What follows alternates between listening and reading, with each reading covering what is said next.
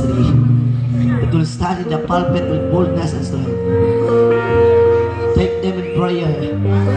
Pray for these young ones. Pray for this person. In this generation, we need a servant. We need a man and a woman na mudunay silang kaugalingon. Na kinahanglan taong tao igsoon. In this generation, not just you need a government, good government. No. We need a servants today, the servant of God. We need man of God today that will die for his people. That will die himself. The Bible says, if you want to follow me, you must deny yourself. Take up your cross and follow me.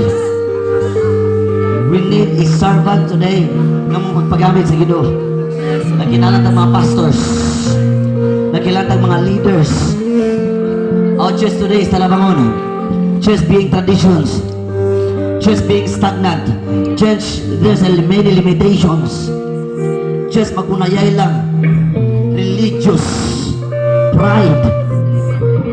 But in the generation, we need the pastors that have a pure heart to serve God. We need a pastor to stand in the generation. We'll face every challenges.